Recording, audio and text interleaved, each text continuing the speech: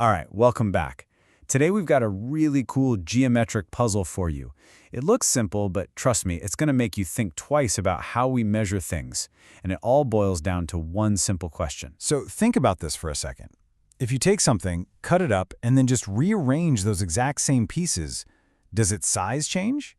I mean, your gut probably says, no way, right? You've got the same amount of stuff. But, well, geometry can be a little tricky, and there's a surprise waiting for us here. Okay, so let's actually try this out. We're going to start with a pretty basic shape, a simple rectangle. Let's say it's 6 centimeters by 4 centimeters. Easy enough, right? All right, now pay close attention. We're going to make this specific kind of zigzag cut right through it. What we're left with are two identical pieces that fit together like a puzzle. Now remember, we haven't added anything or thrown anything away. It's just the same rectangle, but in two pieces. And now for the magic trick. We take those two pieces, slide them together in a different way, and boom! We get this new shape. It's longer, it's skinnier, it looks totally different. So here we are back at that big question. Is this new shape the same size? To figure that out, we're going to need a couple of tools from our geometry toolkit. All right, a tale of two shapes. To solve this puzzle, we have to get really clear on what we even mean by size. Turns out, there are two different ways we need to think about it. Okay, so tool number one is something you probably remember from school. Perimeter. The easiest way to think about it is, it's the outline. Imagine a tiny ant walking along the very edge of a shape. The total distance that ant walks to get all the way back to where it started, that's the perimeter. It's all about the boundary, the outside edge. And this comes up in the real world all the time. Like, let's say Akshi wants to put some fancy lace around a tablecloth. How much lace does she need to buy? Well, that's just the perimeter of the table. Simple as that. It's the distance all the way around. Finding the perimeter of a rectangle is super straightforward. All you do is add the length and the width together, and then just double that number. That takes care of all four sides. So for that 3 by 2 meter tablecloth, you just go 3 plus 2 is 5, double it, and you get 10. She needs 10 meters of lace, done. And a square? Even easier. All four sides are the same, so you just take the length of one side and multiply by 4. So those are the basics for measuring the outside of a shape. Now let's talk about our second tool. All right, section 2, the space inside. Area. Yeah, now we're not talking about the outline anymore. We're talking about the space inside. So, our second tool is area. And this is totally different. If the perimeter is the fence around a backyard, the area is the actual grass inside the fence. It's the amount of flat space a shape takes up. So let's get this straight. Perimeter is the outside line, area is the inside space. A crucial difference. And you can work with area in practical ways. Think about a room.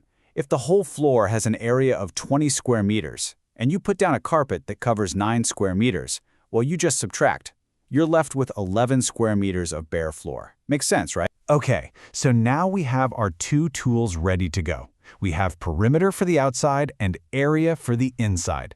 It's time to go back to our mystery shapes and finally crack this puzzle. Let's break down the numbers. Our original rectangle, the 6 by 4 one, had an area of 24 square centimeters and a perimeter of 20 centimeters. Now look at our new, rearranged shape. Since we used the exact same pieces of paper, the area has to be the same, right? And it is. It's still 24 square centimeters. But, and this is the crazy part, what about the perimeter? It's not 20 anymore. It's jumped all the way up to 28 centimeters. How is that possible? And there it is. That's the answer to our puzzle. When you rearrange the same pieces, the area, the amount of stuff, stays the same. But the perimeter? That can change. A lot. The more spread out and complex the shape is, the more edge it has exposed, and the bigger its perimeter gets. Let's do one more quick example to really make this stick. Say you have 9 little square tiles. The total area they cover will always be 9 square units, no matter how you arrange them.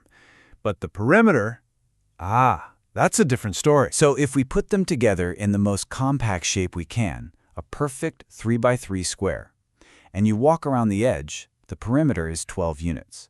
That's because a lot of the edges are touching each other on the inside. But what if we take those exact same 9 squares and lay them out in one long skinny line? The area is still 9, but the perimeter? It shoots all the way up to 20 units. That's a huge difference.